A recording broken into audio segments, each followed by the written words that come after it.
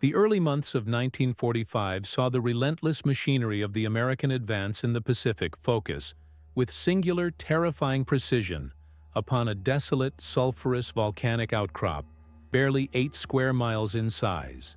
Iwo Jima, Sulphur Island.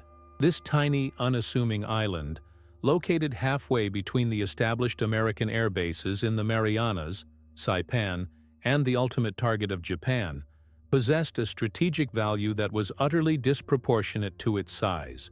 For the American High Command, Iwo Jima was the final, non-negotiable stepping stone, a necessary emergency landing strip and fighter escort base crucial for the massive B-29 raids against the Japanese home islands. The immense, costly campaign launched against this seemingly insignificant rock was a stark measure of its absolute strategic imperative. The Japanese Imperial High Command, anticipating the inevitable American move, had transformed Iwo Jima into the most formidable, intricate, and lethal defensive fortress yet encountered in the Pacific War. The defense was commanded by Lieutenant General Tadamichi Kuribayashi, a brilliant and pragmatic strategist who fundamentally rejected the disastrous, traditional Japanese doctrine of linear beach defense. Kuribayashi correctly understood that surface defense was futile against overwhelming American naval and air power. Instead, he utilized the island's unique, soft volcanic rock, tuff, to construct an unparalleled massive subterranean fortress.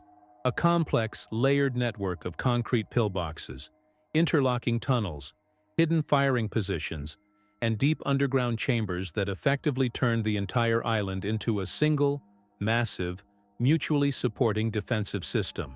Kuribayashi's strategy was not designed to defeat the invasion, but to guarantee that the island was taken only at a catastrophic, paralyzing cost in American lives.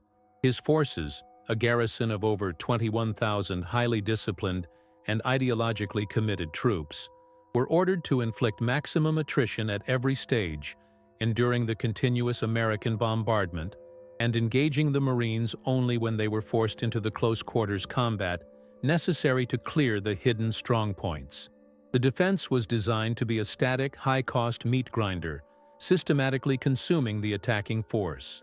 The American invasion, launched on February 19, 1945, was preceded by the heaviest, most sustained naval and aerial bombardment of the Pacific War, a continuous, brutal assault designed to obliterate the island's surface defenses. Yet, the profound tragedy of Iwo Jima was revealed in the initial hours. The intense bombardment, while destroying the surface, left the vast majority of Kuribayashi's deeply entrenched subterranean defenses intact and ready to fire. The American Marines, landing on the soft, steep volcanic beaches, were met with an initial eerie silence, followed by a devastating, unceasing storm of concentrated fire that turned the beach into a zone of pure annihilation. The immense, bloody confrontation that followed was the ultimate collision between American material power and Japanese defensive genius. The initial hours of the invasion of Iwo Jima revealed the horrifying effectiveness of Kuribayashi's subterranean strategy, transforming the soft volcanic beaches into the sands of annihilation. The American Marines, pouring ashore after the unprecedented naval barrage, were immediately subjected to a devastating concentrated fire that erupted from positions they could not see and could not effectively counter. The psychological and tactical shock of encountering a defense that survived the heaviest bombardment was immense and immediate. The first physical obstacle was the unique nature of the beach itself. The beaches were composed of soft, black volcanic ash, which severely hampered the movement of men, vehicles, and landing craft. Tanks and essential equipment immediately bogged down in the deep, loose sand, creating massive logistical congestion near the waterline, a perfect target for the concentrated Japanese mortar and artillery fire that erupted once the beaches were crowded. The American assault waves, forced to fight through the soft, treacherous footing, lacked any stable platform for offensive action, and were immediately vulnerable to the accurate, continuous Japanese barrage. The second, devastating shock was the total survival of the underground defense. The Japanese forces, having waited out the intense bombardment in their deep, reinforced tunnels, emerged ready to engage the Marines with interlocking fire from meticulously concealed pillboxes and fortified positions that covered every inch of the beachhead. The Japanese fire was concentrated and deadly, targeting the beach exits and the lines of advancing infantry with devastating precision. The battle immediately devolved into a brutal close-quarters confrontation, where the immense American advantage in armor was neutralized by the subterranean, concealed nature of the enemy. The Marines were forced into a slow, agonizing process of systematic clearance, relying on highly specialized demolition teams and the immediate high-cost application of flamethrowers and satchel charges to breach the hidden strongpoints. Every yard of advance was paid for by heavy casualties, confirming the success of Kuribayashi's attritional doctrine. The battle for the beaches was not won by a rapid maneuver. It was won by the immense individual courage of the infantry, fighting under concentrated unseen fire to secure the initial, necessary foothold. The immediate realization was that Iwo Jima would be a high-cost, methodical siege against a subterranean fortress. The sands of annihilation were the initial, brutal cost of breaching the final Japanese defense perimeter, a grim foreshadowing of the weeks of continuous, desperate fighting that lay ahead. The capture of the beaches was secured by the immense sacrifice of the Marine Corps, confirming that the fight for Iwo Jima was destined to be the most costly and brutal island assault of the entire Pacific War. Attention, assault forces!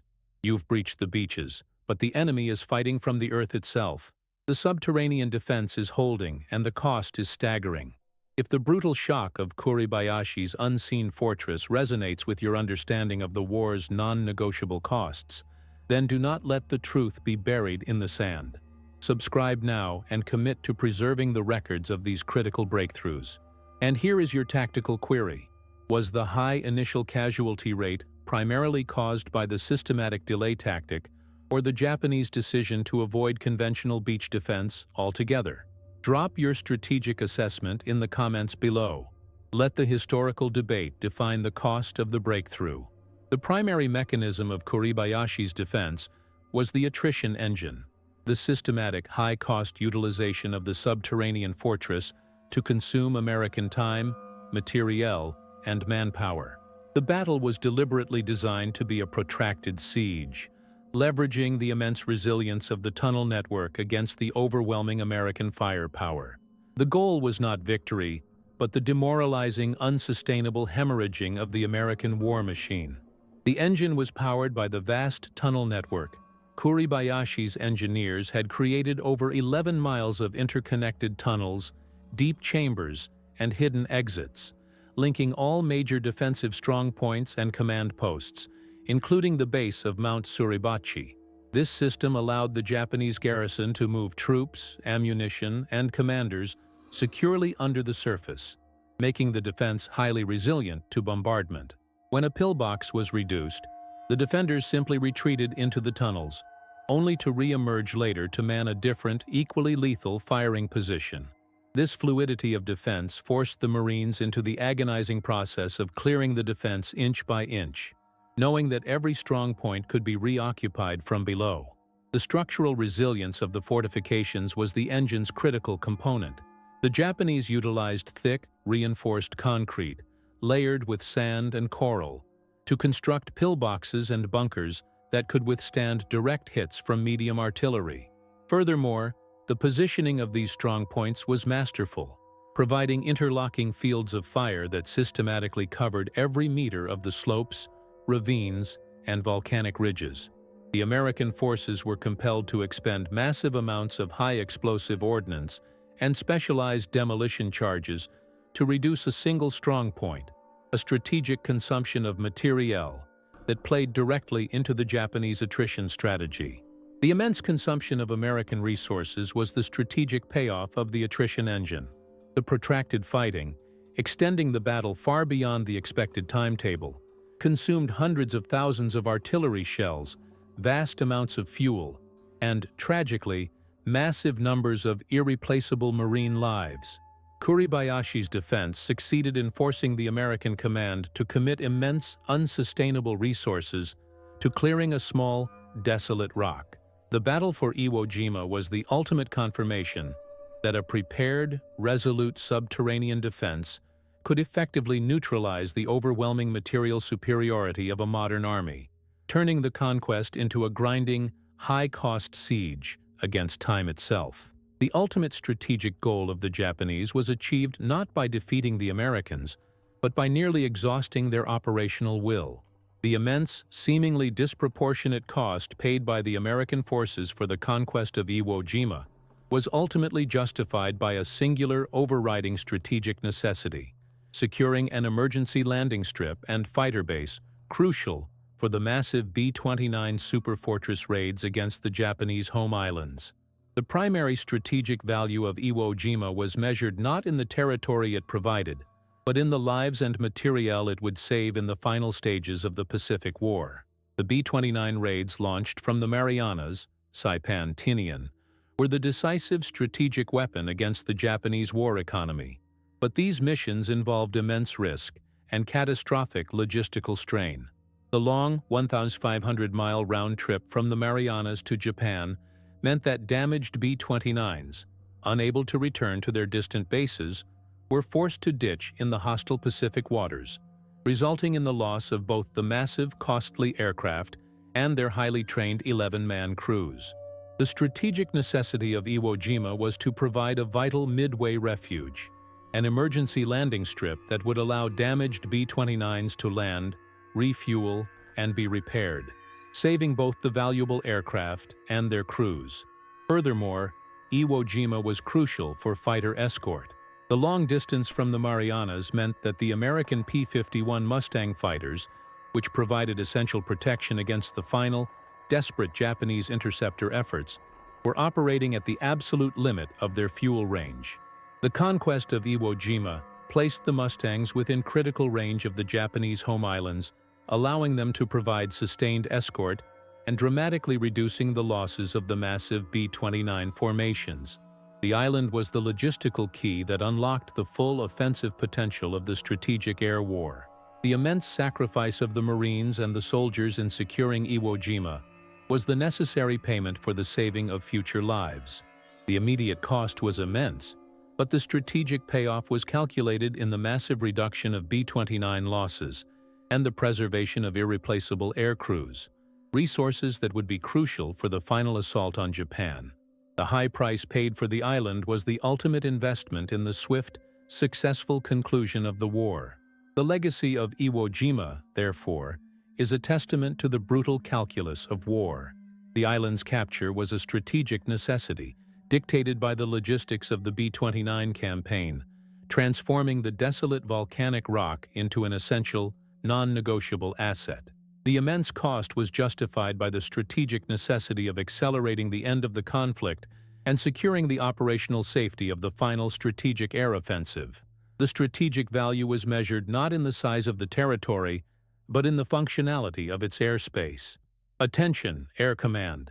You've seen the devastating math behind the Iwo Jima invasion, a high price paid now to save thousands of airmen and B-29s later. If the brutal calculus of strategic necessity resonates with your analysis, then do not let the sacrifice be in vain. Subscribe now and commit to analyzing the campaigns where infrastructure dictated the ultimate cost. And here is your tactical query. Was the primary strategic value of Iwo Jima the emergency landing strip or the range extension for the P-51 fighter escorts? Drop your strategic assessment in the comments below. Let the historical debate define the cost of air safety. The military analysis of Iwo Jima often focuses on the tactical brilliance of the Japanese defense and the immense courage of the Marines, but the battle was tragically defined by an unspoken horror: the unique, debilitating suffering inflicted by the combination of the volcanic environment, the profound scarcity of water, and the brutal nature of the wounds. The immense physical and psychological toll on the soldiers fighting this protracted siege transcends the standard metrics of attrition. The first profound suffering was the absolute lack of potable water. Iwo Jima, being a volcanic island, lacked any natural surface freshwater sources. Both the Japanese defenders and the American attackers were forced to rely entirely on hauled water. a logistical nightmare that quickly led to debilitating dehydration for the Marines enduring the continuous physical stress of combat. For the Japanese defenders, cut off from all supply, the thirst was a relentless, consuming enemy that amplified the effect of starvation and exhaustion. The lack of water compounded the medical crisis and became a defining feature of the battle's misery. The second horror was the unique nature of the wounds. The intense concentrations of artillery and mortar fire, coupled with the inherent hardness of the volcanic rock, guaranteed that the wounds inflicted were often severe, characterized by jagged shrapnel injuries and the grinding of pulverized coral and rock into the flesh. The immense difficulty of evacuating the wounded across the soft, ash-covered slopes, often under continuous enemy fire, compounded the trauma, placing the medical corps and the Navy's corpsmen under continuous, immense stress. The volcanic nature of the terrain turned standard battlefield wounds into severe, life-threatening complications. The immense psychological pressure was the final defining horror. The Marines, fighting against an enemy who refused to surrender and who would often spring from hidden subterranean tunnels behind the forward lines, were forced to operate under perpetual high-stress vigilance.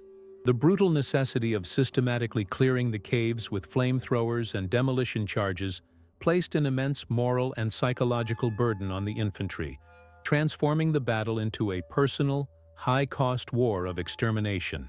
The immense suffering of Iwo Jima remains a tragic testament to the unique brutality of the campaign. The high cost was not merely the result of the Japanese defense, it was the product of the hostile volcanic environment itself. The final triumph was secured by the immense endurance of the troops, fighting against both the human enemy and the devastating, unyielding nature of the rock. Final command assessment. You've tracked the siege through the absolute horror of the volcanic battlefield, a brutal test of endurance against water scarcity and unyielding defense. If the raw, singular suffering of Iwo Jima resonates with your analysis, do not let the suffering be forgotten. Subscribe now and commit to preserving the analysis of these immense human costs. And here is your final intelligence task. Suggest the next campaign defined by a unique environmental horror, a battle where nature was the decisive, consuming enemy, for our deep dive analysis. Your suggestions guide our strategic mission. The most immediate and enduringly symbolic conflict of the Iwo Jima campaign was the battle for Mount Suribachi, the massive volcanic cone that anchored the southern tip of the island. This height, commanding the entire landing beach and the early logistical buildup, was the crucial, non-negotiable objective of the initial assault, and its conquest immediately transformed the tactical situation and provided the enduring image of the Pacific War. Mount Suribachi, standing over 560 feet high, was a natural, formidable fortress. Its slopes were honeycombed with deep, reinforced defensive positions, and its summit provided the Japanese observers and artillery spotters with an unparalleled, devastating view of the entire American beachhead and the surrounding sea lanes. The continuous, accurate Japanese fire from the mountain slopes was the primary source of American casualties in the initial landing, ensuring that the volcano had to be neutralized before any sustained push inland could commence. The American assault on Suribachi was a slow, methodical siege of the vertical. The Marines, utilizing massive artillery support and close air strikes, advanced inch by agonizing inch, systematically reducing the entrenched strongpoints that covered every meter of the steep, rocky slopes. The fighting was characterized by brutal close-quarters combat, often involving the use of flamethrowers and demolition charges to neutralize the hidden, fortified entrances to the vast tunnel network. The Japanese resistance, committed to fighting to the last man, was fanatical, turning the mountain slopes into a continuous firestorm. The capture of the summit, achieved on the fourth day of the landing, was a profound psychological and tactical triumph. The immediate destruction of the Japanese observation posts neutralized the continuous artillery threat to the beachhead, accelerating the logistical buildup and securing the immediate rear area. The subsequent raising of the American flag, captured in the iconic, enduring photograph, became the universal symbol of the immense sacrifice and relentless determination that defined the entire Pacific campaign, galvanizing the resolve of the American forces and providing a powerful message to the Japanese defenders. The battle for Mount Suribachi was a necessary, high-cost microcosm of the entire Iwo Jima campaign. The conquest of the heights secured the immediate tactical objective, but the true battle, the reduction of the vast, intricate subterranean fortress that covered the northern half of the island, was only just beginning. The raising of the flag marked the end of the initial struggle, but the unfolding inferno of the main siege lay ahead. With Mount Suribachi secured, the American forces turned north and ran headlong into the primary obstacle, the final defense, Lieutenant General Kuribayashi's main defensive network, a vast, complex subterranean fortress that covered the entire width of the island. This final phase of the campaign was a grinding, high-cost, methodical siege that cemented the legend of Iwo Jima's immense brutality. Kuribayashi's unyielding strategy was simple. No banzai charges, no futile surface attacks, only systematic, high-cost attrition from concealed, fortified positions. He ordered his troops to hold their fire until the American forces were within point-blank range, maximizing the destructive effect of their hidden machine guns and mortars. The defense was designed to be fluid and deep, utilizing the interconnected tunnel network to continuously redeploy troops and reman defensive positions, forcing the Marines to fight the same ground multiple times. The defensive lines, centered around the rugged highlands and volcanic ridges, were systematically layered, forcing the Americans to expend immense time and materiel to clear each subsequent position. The fighting was characterized by the relentless use of demolition and flamethrowers, as every rock outcropping, every small cave entrance, and every concealed bunker had to be systematically reduced by specialized infantry teams. The immense resilience of the Japanese defense was the final devastating testament to Kuribayashi's strategic genius. The attrition inflicted by the final defense was catastrophic.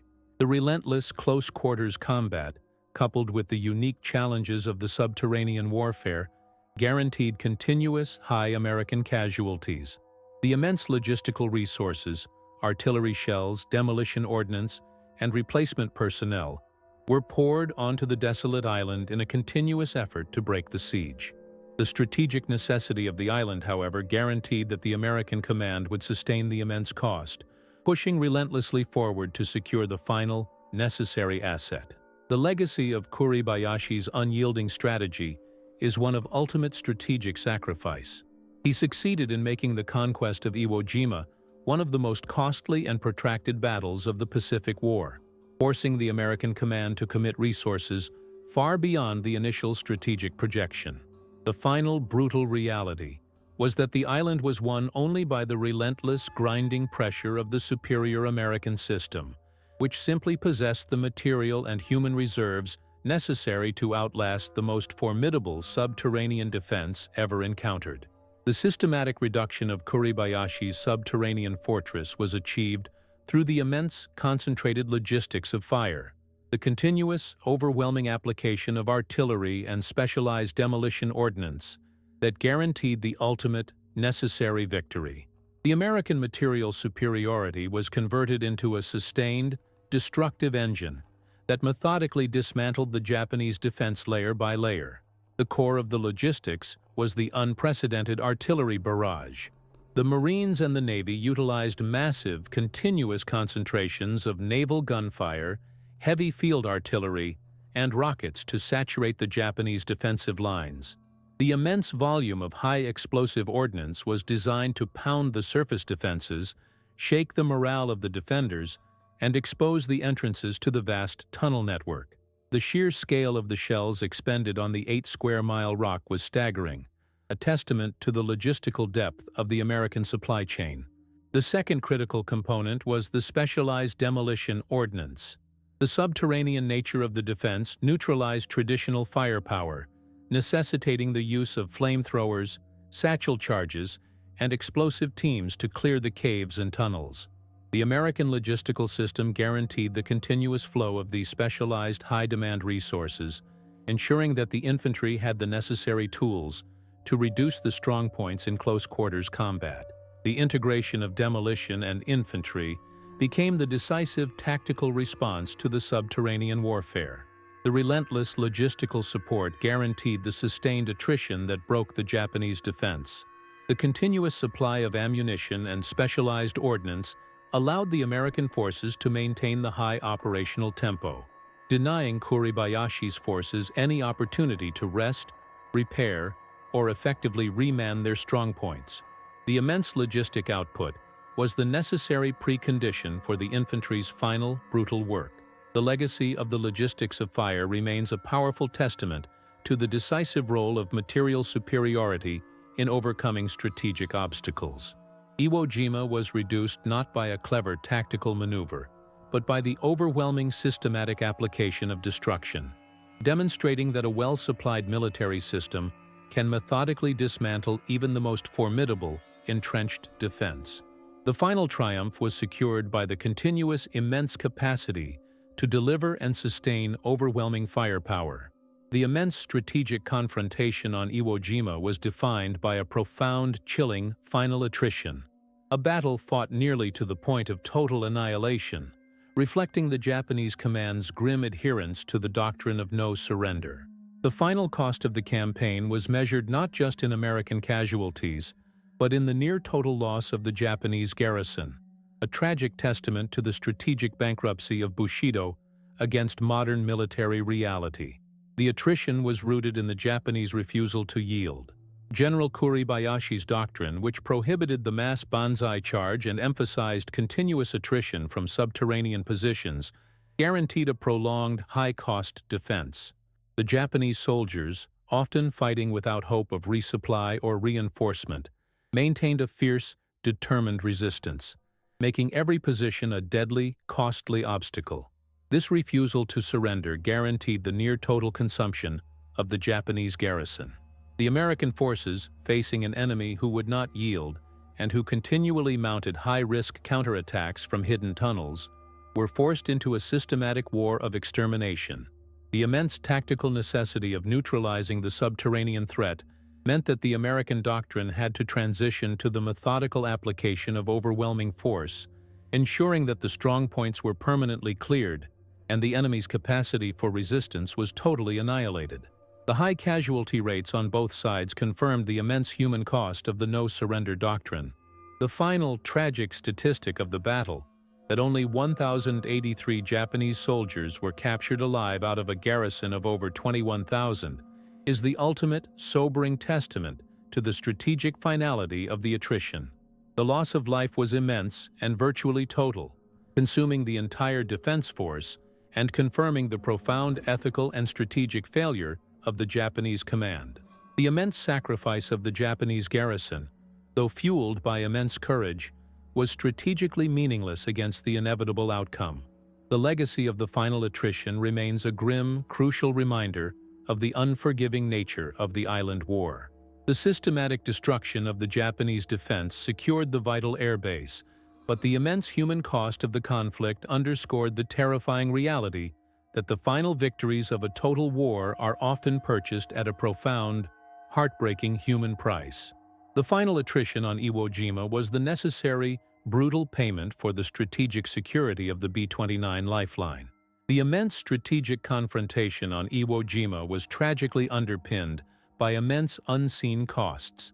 The systematic isolation, physical deprivation, and subsequent moral consumption of the Japanese garrison. While the American forces fought with overwhelming material power, the Japanese defenders were fighting a losing internal war against the terminal realities of supply denial, disease, and the corrosive effect of strategic hopelessness. The strategic isolation was total. The Japanese forces, cut off from any hope of reinforcement or resupply after the American naval dominance was established, were entirely dependent on the finite supplies they had stockpiled prior to the invasion. The lack of basic necessities, potable water, food, and medical supplies, was a relentless, consuming enemy that amplified the effect of combat trauma and guaranteed the eventual physical collapse of the fighting ranks. The immense suffering inflicted by thirst and malnutrition eroded the traditional high standards of discipline. The final moral consumption was rooted in the collapse of the strategic objective. The Japanese soldiers, fighting with immense personal courage and adherence to the no-surrender doctrine, were expending their lives in a cause that their command structure had already lost. The strategic necessity of their defense was rendered irrelevant by the overwhelming, inevitable outcome, transforming their immense sacrifice into a profound, tragic exercise in strategic futility. The moral consumption was amplified by the realization that their defense would not alter the final course of the war. The legacy of the unseen costs remains a crucial, sobering reminder of the human consequence of strategic denial.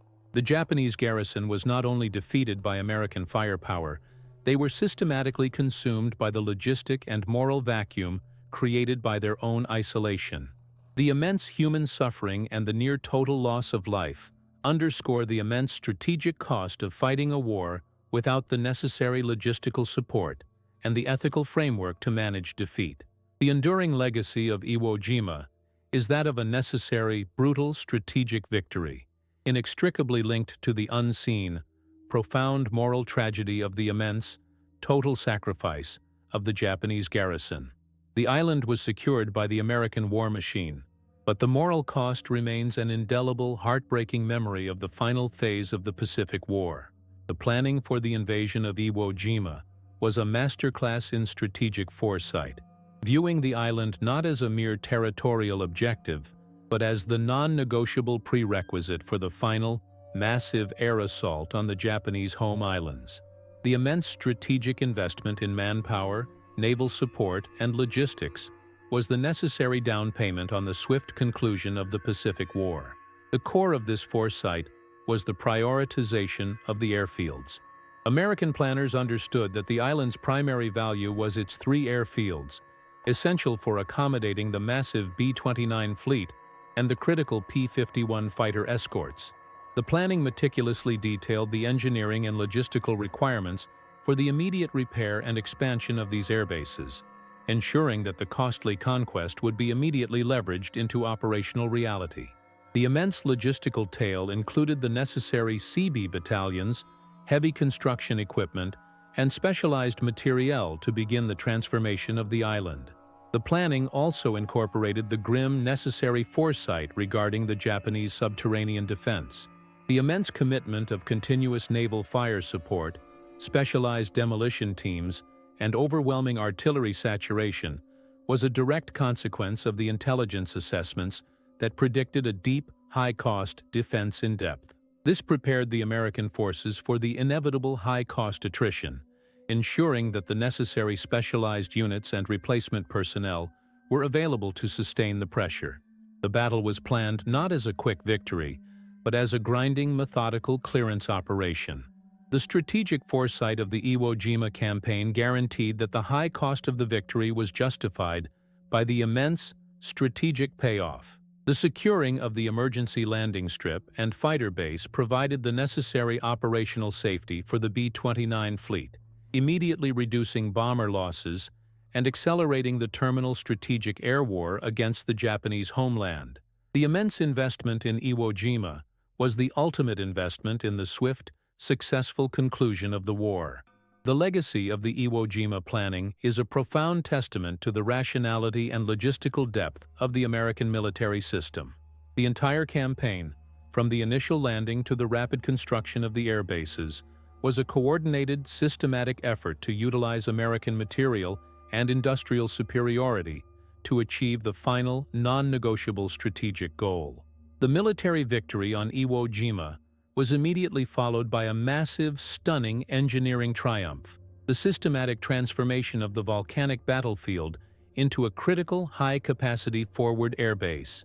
The speed and scale of this construction effort, executed under continuous pressure and the constant threat of enemy holdouts, was the ultimate expression of the American system's logistical dominance. The core of the triumph was the rapid repair and expansion of the airfields. The American Seabees, operating under immense time pressure, utilized massive earth-moving equipment to level the battle-scarred terrain, fill in bomb craters, and lay down the foundational material for the massive runways. The speed of the construction, achieving operational status for emergency landings within days of the initial conquest, was a profound logistical and engineering feat, ensuring that the strategic payoff of the costly victory was realized immediately.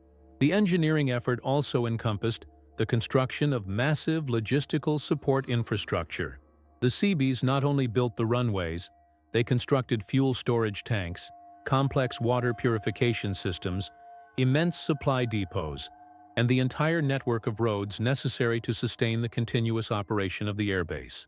The vast volume of material and specialized equipment required for this construction had to be transported thousands of miles across the Pacific, a logistical challenge that the American supply chain conquered with overwhelming efficiency. The strategic consequence of the engineering triumph was the immediate operational security provided to the B-29 fleet.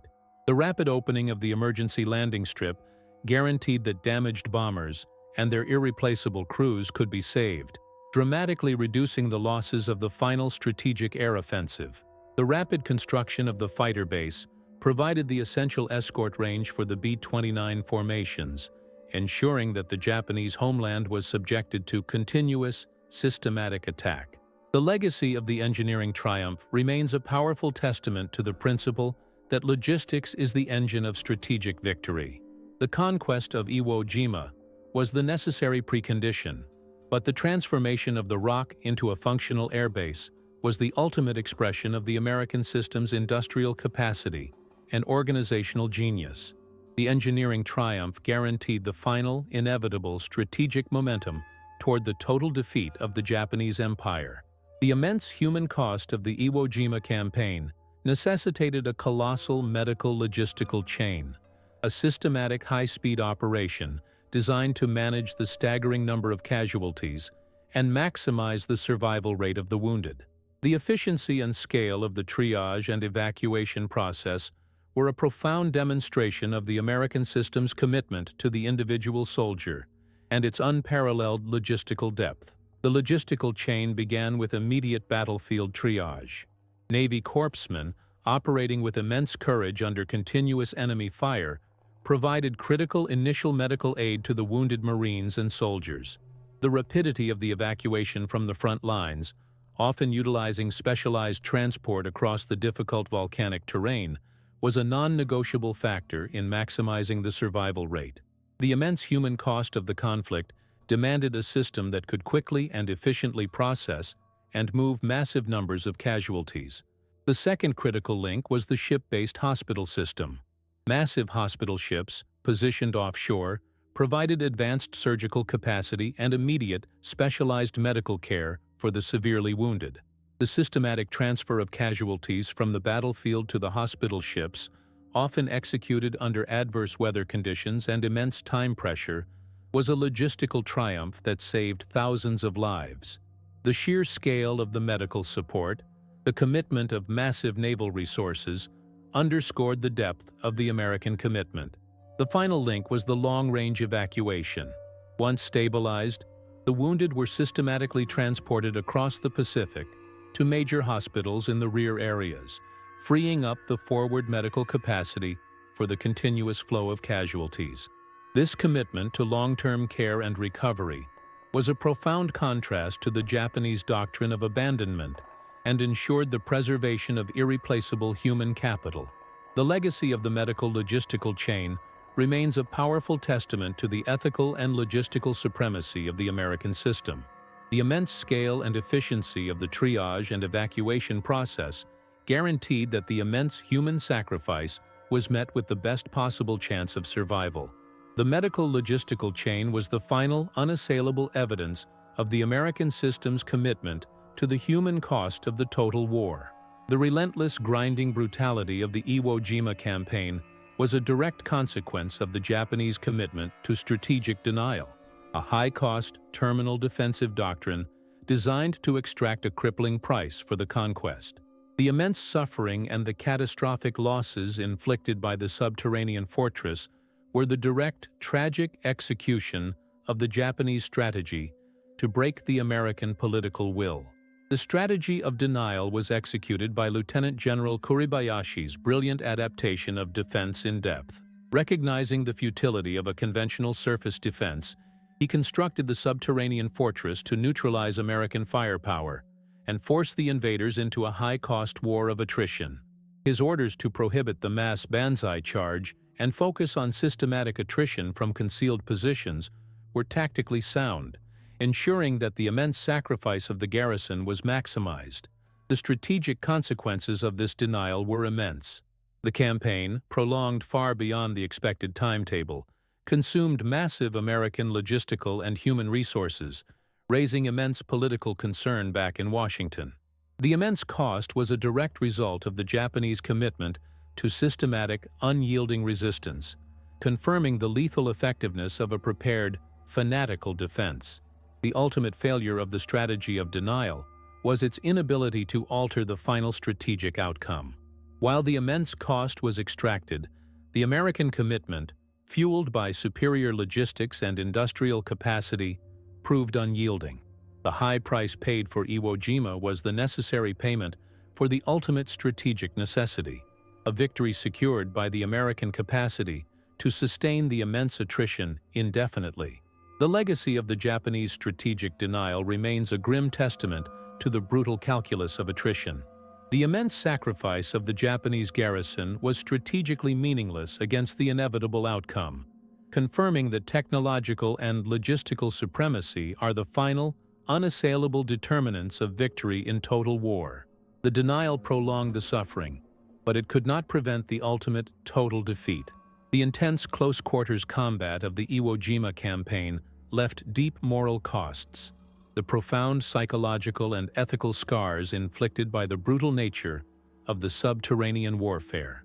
The necessity of systematically clearing the deep fortified caves and tunnels transformed the combat into a high-cost war of extermination, testing the moral discipline and psychological endurance of the American forces to their absolute limits. The psychological toll was rooted in the unremitting danger of the concealed enemy. The Marines were forced to operate under perpetual vigilance, knowing that the enemy could spring from hidden tunnels or reman a seemingly clear strongpoint from below. This high-stress environment necessitated the systematic application of overwhelming force, flamethrowers, demolition charges, and high-explosive ordnance, to ensure the enemy's capacity for resistance was totally annihilated. The immense brutality of the close-quarters, subterranean combat was a profound moral burden. The necessity of systematic clearance transformed the battle into a war of extermination. The Japanese refusal to surrender and their utilization of the tunnel network for infiltration and ambush compelled the American forces to adopt a doctrine of total annihilation. The moral burden of systematically reducing the strong points, often with the clear knowledge that the enemy would not yield, was immense, leaving indelible psychological scars on the veterans who survived the campaign.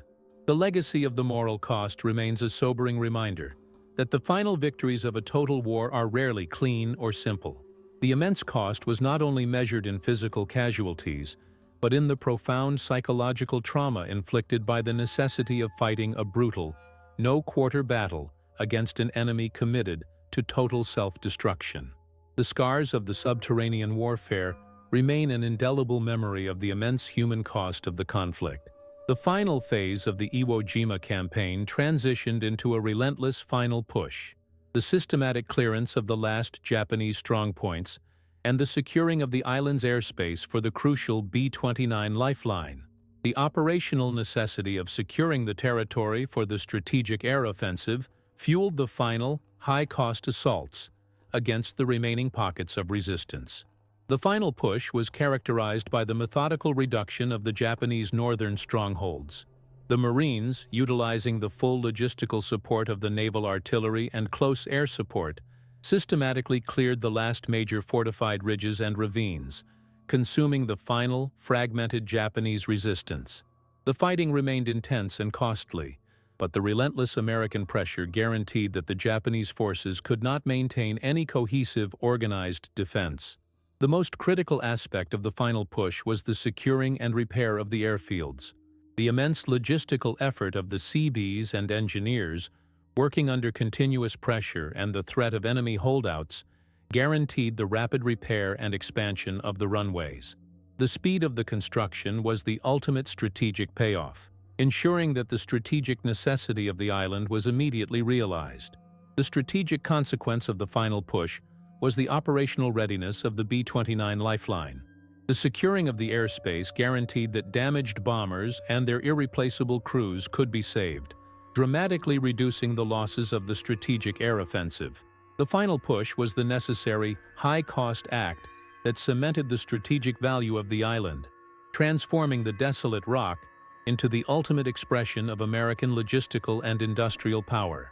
The legacy of the final push remains a testament to the unyielding focus on strategic necessity.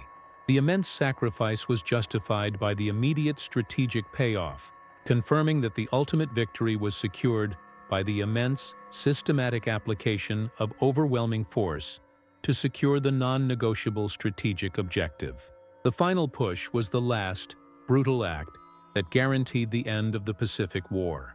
The immense strategic victory on Iwo Jima was secured not only by the bravery of the Marines, but by the unyielding commitment of the unsung heroes, the Navy corpsmen and the Seabees, whose resilience and dedication to duty provided the essential moral and logistical foundation for the entire high-cost campaign.